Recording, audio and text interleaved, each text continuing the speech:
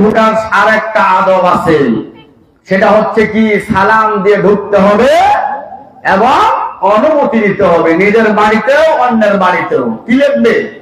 সালাম এবং অনুমতি। আল্লাহ বলেন, ইয়া আইয়ুহাল্লাযীনা আমানু লা তাদখুলু বুয়ুতান গায়রা বুয়ুতিকুম হাত্তা তাসতানিসু ওয়া তুসাল্লিমু আলা আহলিহা ওয়া তুসাল্লিমু।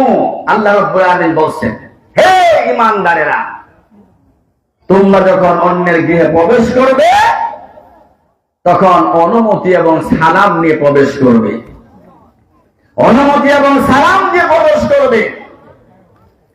আনাস রাদিয়াল্লাহু আনহু বলেন, আল্লাহ নবী সাল্লাল্লাহু আলাইহি ওয়াসাল্লাম আমাকে বললেন, হে গোলাম, হে বৎস, ইযা দাখালতা আলা আহলিকা ফাসাল্লিম ইয়াকুনু বারাকাতান আলাইকা ওয়া আলা আহলি বাইতিকা। রাওয়াহু মুসলিম।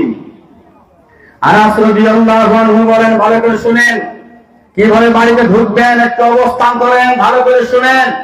হে আমার বৎস, হে আনাস, ভালো করে শোনো, তুমি যখন বাড়িতে প্রবেশ করবে বাড়িওয়ালাদেরকে, গৃহবাসীদেরকে সালাম দিবে।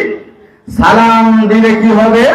তোমার উপরেও বরকত নাযিল হবে এবং ওই বাড়িতে ওই ঘরে যারাই থাকবে পুরা বাড়ির উপরে আল্লাহর খাস রহমত এবং বরকত নাযিল হবে। সুবহানাল্লাহ। কিসের কারণে? সালামের কারণে। বাড়িতে বরকত হোক, চান কি চান না? লাগবে কি? কথা কর, লাগবে কি? সালাম। কি লাগবে? সালাম।